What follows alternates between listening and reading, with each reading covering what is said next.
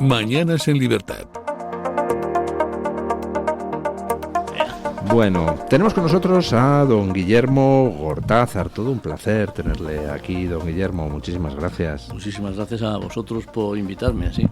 Don Guillermo, pues la audiencia le conoce de sobra. Bueno, quizás no todos, pero muchos de nuestros oyentes y espectadores le conocen porque, bueno, pues es un escritor prolífico y es un personaje muy conocido. Don Guillermo Gortázar acaba de sacar un libro que, por cierto, está siendo un cañón porque va por tercera edición ya, don Guillermo. Cuarta, y estoy corrigiendo para la quinta, sí. Caramba. Que se titula Un veraneo de muerte, San Sebastián, 1936. ¿Por qué surge la idea de hacer este libro, don Guillermo? Bueno, la verdad es que yo soy un historiador más dedicado incluso al siglo XVIII y XIX. He trabajado mucho sobre Romanoni, sobre Alfonso XIII, es decir, hasta el final de la Restauración en 1931.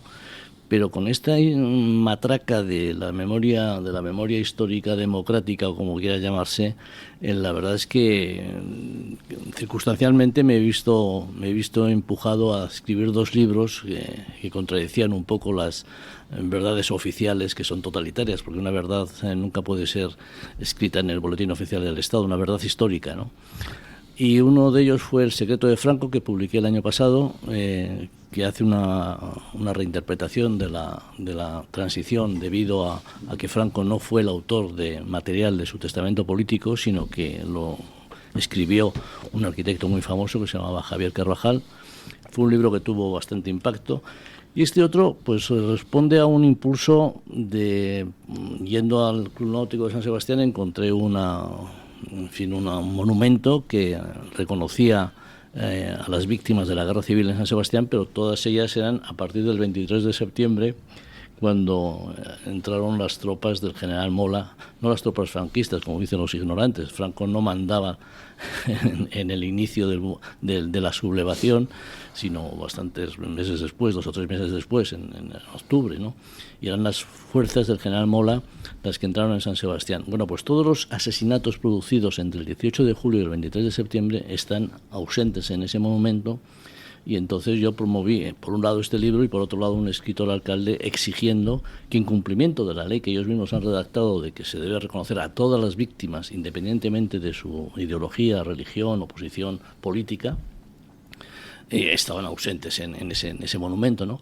Y, en fin, ahora estamos en la pelea en el Ayuntamiento de San Sebastián, de la capital guipuzcoana, para intentar remediar o paliar ese olvido, entre comillas. Y este es el origen del libro. Lo que yo no esperaba era que tuviera la acogida que ha tenido. Voy por la 4ª edición y ahora estamos corrigiendo para la 5ª, ¿sí? En 4 meses. ¿Sí?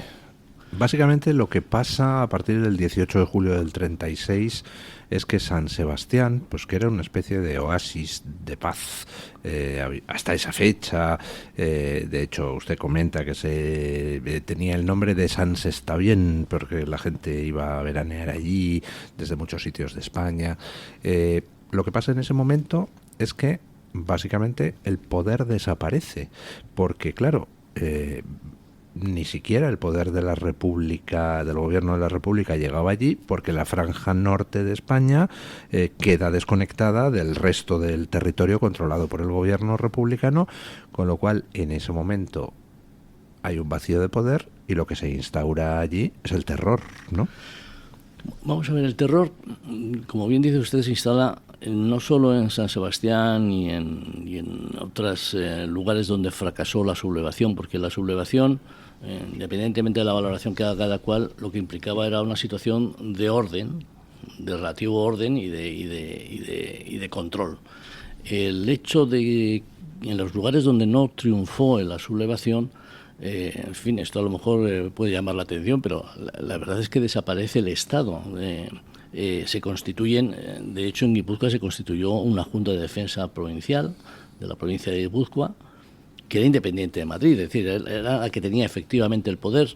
Cada partido tenía su ejército privado, que estaba en la calle, pero el gobernador civil no mandaba nada, la justicia no existía, y el Estado no existía. Es decir, era un poco lo que se llaman los señores de la guerra. Es decir, cuando desaparece el Estado, desaparece la política, desaparece el control y cada cual se instituye en autoridad y puede hacer lo que quiere, ¿no? Y en ese sentido, en el inicio de la guerra civil, en muchas capitales de provincia, en muchos pueblos, desaparece la autoridad y lo que se generan son venganzas, paseos, un desastre total, ¿no? Y efectivamente es lo que ocurrió en San Sebastián. Miles y miles de turistas extranjeros consiguieron refugiarse en el Hotel Continental, de ahí pasaban al Club Náutico y destructores alemanes, franceses, ingleses y norteamericanos se dedicaban a sacar a sus ciudadanos de la ciudad. Pero los españoles no iban en el destructor, salvo el conde de Romanones, que parece ser que luego me he enterado después de publicar su biografía, que fue recogido en Pasajes y fue en un destructor desde Pasajes a San Juan de Luz. Se salvó por los pelos, Romanones, de que lo mataran, ¿no? El conde de Romanones. Pero los españoles lo que hicieron fue esconderse, huir a Francia al que pudo, huir hacia Navarra, o incluso algunos intentaron irse hacia Vizcaya, que era una zona, digamos, también de alto riesgo, pero controlada por lo menos por el PNV en mayor medida que el desastre de San Sebastián, que estaba controlada básicamente por la CNT y por la UGT, ¿no? Son aproximadamente 2 meses y unos 57 días en total. Sí. Y en esos 2 meses, ¿hay un cálculo de cuánta gente fue asesinada? En San Sebastián yo he contabilizado 252 en San Sebastián y en el conjunto de la provincia son 455 en total, porque hubo muchos muertos en Hernani, en Tolosa, en Andoain, en fin, hubo muertos en toda la provincia, ¿no? Pero fue una situación, para que se hagan una idea, la ciudad de San Sebastián tenía 100.000 habitantes y los partidos de izquierdas, ahí el que no tenía una checa no era nada, entonces todos tenían que tener su checa, ¿no? Y hicieron 10 checas en San Sebastián para 100.000 habitantes, es decir, una proporción yo creo que similar o superior a los desastres de Madrid en el inicio de la Guerra Civil y en el desarrollo de la Guerra Civil, ¿no? Madrid estuvo 3 años plagado de checas, pero San Sebastián con 100.000 habitantes disfrutaba, entre comillas, disfrutaba de 10 checas que eran, en fin, antesalas de la muerte, ¿no? Me ha llamado la atención cómo ha estructurado usted el libro, porque en lugar de una estructura cronológica general, usted ha rescatado memorias de todos aquellos que narraron ese veraneo de muerte en San Sebastián y los va analizando uno por uno, ¿no? Vamos a ver, lo que he intentado es hacer lo contrario de lo que hacen los historiadores de la llamada memoria democrática o histórica, como quieran llamarla, que son totalmente parciales y son una especie de... Es un intento de querer ganar la guerra civil después de haberla perdido, ¿no? Y denostar a uno de los bandos cuando realmente la guerra civil fue un desastre nacional derivado de muchos problemas que venían desde el año 1923 y de la crisis de la Restauración. Y desde luego de unas élites republicanas que no supieron, digamos, buscar los apoyos sociales suficientes para un régimen que cada vez era más sectario y más conflictivo, ¿no? Entonces, yo lo que hago con este libro, y en esto, en fin, muchos historiadores lo han valorado así, es una historia, un libro bastante singular, porque más que un libro de historia, que es de rigurosa historia, con archivos de Ávila, del Histórico Nacional de Madrid, de Segovia, de Pamplona, lo que tiene son los relatos de los que lo vivieron desde abajo, es decir, de personas normales o líderes políticos que cuentan sus experiencias, ¿no? Y de todas las ideologías. Es decir, que aquí, a diferencia de los parciales memorialistas de la historia democrática, o como quiera que se llame, que para ellos hay unos muy buenos, que son una república democrática atacada por unos muy malos que eran fascistas. Es una simplificación absurda, porque ni los rojos todos eran criminales y asesinos, ni todos los sublevados eran fascistas. Entre los sublevados había monárquicos, había liberales, había conservadores, había fundamentalmente católicos, y eso no tenía nada que ver con un partido similar al italiano fascista, que podría ser la Falange, que era un partido muy minoritario en el año 36.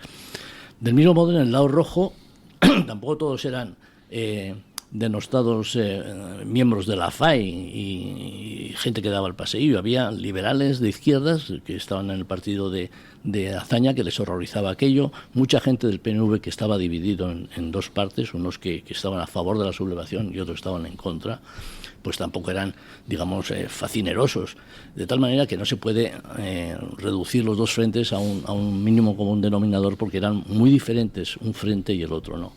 La diferencia está en que en el frente, sublevado lo que se tenía era disciplina y organización, y el supuestamente defensor de la República lo que era un caos desorganizado.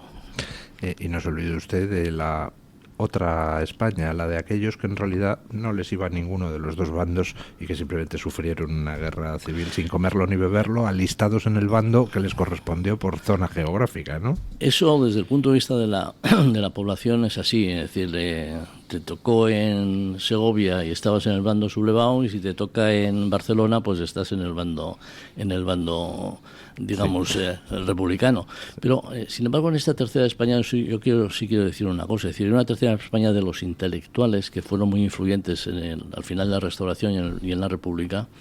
Todos ellos que formaban parte de esa tercera España, que no estaban ni con unos ni con otros, todos ellos luego terminaron siendo partidarios de los sublevados, porque veían que había orden y había alguna posibilidad de respeto y de ejercicio de algún tipo de justicia, ¿no? Porque realmente en el otro lado lo único que había eran checas y una represión y un caos absoluto, ¿no? Volviendo al libro, ¿cuál es...? Bueno, para empezar, me llama muchísimo la atención que haya sido capaz de rescatar tantos relatos de testigos, ¿no? O sea, la labor de documentación que ha hecho usted es increíble, y además, pues eso, que llama la atención que haya podido contar con tantas voces. ¿Cuál es la que más le ha impresionado? De todas esas voces, si tuviera que elegir uno de los relatos, uno de los testigos, el que usted diga... Este es el que a mí más me impactó. La verdad es que son todos muy impactantes, ¿no? Pero a mí hay un relato vivido de un teniente coronel del cuartel de Loyola, que se llamaba Vallespín, que es curiosamente un personaje... en fin, Stanley Payne me comentó que la viñeta que más me ha llamado la atención es la de Vallespín. Bueno, Vallespín era partidario de la sublevación, pero no tenía el mando lo tenía el coronel Casado en San Sebastián, y no se decidía por un bando o por otro. Casado es un personaje shakespeariano, dramático, en el sentido de que no estás con uno y no estás con otro, y al final te vienen por todos lados. Es decir, tú tienes que tener una situación de crisis política, tienes que estar en algún sitio, no puedes estar a verlas venir. En el limbo, porque te toman la iniciativa, pierdes la iniciativa y estás a resultas de lo que haga el adversario, ¿no? Entonces, Casado es un personaje dramático que terminó asesinado 9 días después o 10 días después de la sublevación. Y Vallespín era el número 2 del cuartel de San Sebastián, que insistía en que había que controlar la ciudad, que había que sacar las tropas a la calle, detener a los miembros del Frente Popular, no por nada, sino no por unirse a una sublevación, sino por el hecho de garantizar el orden y las propiedades. No se decidió y al final se acuartelaron en Loyola. Y en Loyola Vallespín defendía salir hacia Navarra. Estamos hablando de una distancia de 10 o 12 kilómetros, porque las fuerzas de Navarra las fuerzas del general Mola estaban ya en Rentería, estaban a una distancia muy próxima, y al final, con las garantías del PNV, la inmensa mayoría de las fuerzas del cuartel decidió rendirse. Bueno, pues a todos los que se rindieron, que fueron todos menos Vallespín, los fusilaron. Mientras que Vallespín, que no quería entregarse porque sabía que los iban a matar, lo que hizo fue disfrazarse de miliciano, incorporarse un poco a las filas de los milicianos y poco a poco despistarse y llegar a Navarra. Entonces es casi como de novela, que salvara la vida el más decidido de los sublevados de San Sebastián, y los que se entregaron confiando en las garantías que les habían dado los Irujo y otros diputados del PNV. Sin embargo, al cabo de 2 o 3 días fueron fusilados en la cárcel de... Bueno, fusilados no, asesinados, porque estaban en sus celdas y sin juicio ni mediar palabra los bajaron al patio y en turnos de 6 o 7 los pasaron por las armas.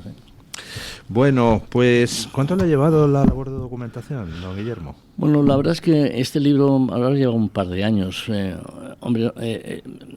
hay mucho ya. Es distinto un libro de gran alcance como el que hice de Romanones, que me llevó 17 años ese libro. Es un libro 17 años, porque es que Romanones es como el Océano Pacífico, en el sentido de que no sabía yo dónde me metía, la cantidad de archivos que tuve que consultar, la bibliografía, lo dilatado de su vida, de su padre y de su abuelo era enorme, y ese fue un libro muy... Bueno, el espacio cronológico es mayor, lo que pasa es que como dedicación exclusiva yo le calculo entre 15 y 17 años. Yo creo que a este libro le he dedicado 2 años de investigación, y luego un libro es muy premioso porque tienes que redactarlo, tienes que encajar todo bien y luego que no tenga en la medida de lo posible erratas, ¿no?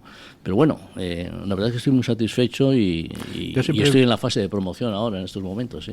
Pues ya saben ustedes, vamos a promocionarlo, caramba. Sí, de don Guillermo Gortázar, un veraneo de en muerte. Amazon se lo ponen en el día 1936. Sí. Y además ahora ya la 4ª edición está ampliada y es lo que entregan en estos momentos. Usted tiene la 3ª y yo aquí tengo la 2ª, sí, pero... Pues ya pueden comprar la 4ª edición, nada menos, y está preparando don Guillermo la quinta. Entran en Amazon, ponen Guillermo Gortázar, un veraneo de muerte, y ahí les sale el libro y lo pueden adquirir. Yo siempre que hablo con gente que escribe libros me gusta preguntarles una cosa.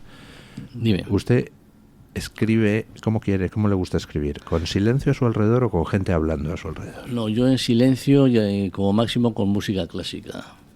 Así, es como me concentro, sí. No. Y escribo desde que salieron los ordenadores, afortunadamente ya directamente en el ordenador. Es decir, no escribo en primera mano y luego en el ordenador. No, la verdad es que nos ha facilitado muchísimo a los autores el poder.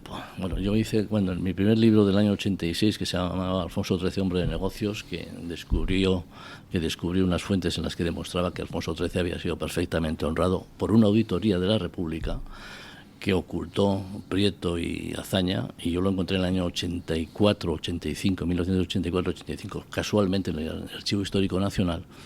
Me acuerdo que para incluir algo en una nota o hacer una nota complementaria había que cambiar toda la numeración de las notas, ¿no? Ahora con los programas informáticos es que es una maravilla. Una maravilla. Incluso la documentación, buscarla, usarla, gracias al acceso online, en los reconocimientos de caracteres, tal, maravilloso. Maravilloso. Es una diferencia brutal. Y es impresionante cómo el Archivo Histórico Nacional contiene kilómetros de documentación que todavía no ha sido explotada. O sea, es una cosa tremenda. Bueno, yo me he quedado muy sorprendido con su libro sobre Fernando VII. Es un caso raro en el caso de su libro, porque normalmente los libros que hacen los periodistas suelen ser muy superficiales. No es que estén bien ni mal, son muchas veces libros de divulgación y son muy razonables la inmensa mayoría de ellos, ¿no? Pero es que en el suyo hay un trabajo brutal de investigación. Le dediqué tiempo, sí. Me temo que pase 2 años. Bueno, don Guillermo, pues muchísimas gracias, todo un placer tenerle en el programa. Muchas gracias a ustedes por invitarme y nada, recuerdo a ustedes. Amenazo con otro libro el año que viene sobre los presidentes del gobierno de España, que yo tengo la teoría de que Sánchez es la expresión de un defecto profundo que es el caudillismo de los presidentes. Es decir, desde Suárez, con su traslado a la Moncloa, incorporaron un elemento de poder omnímodo, en el sentido de controlar el Parlamento y controlar la justicia y todo el resto de instituciones, y eso viene del año 77, no es una cosa nueva del señor Sánchez. Lo que pasa es que Sánchez ya lo llevaba al extremo, y además con un descaro y por otro lado, con una debilidad política Sánchez muy notable. Es la reducción al absurdo del régimen, tema, ¿no? Del régimen parlamentario. Es decir, el Parlamento está para controlar al gobierno, no el gobierno para controlar al Parlamento. Sobre esa base es el problema de fondo que tenemos en España, ¿no? Eso y la partitocracia. Bueno, don Guillermo, muchísimas gracias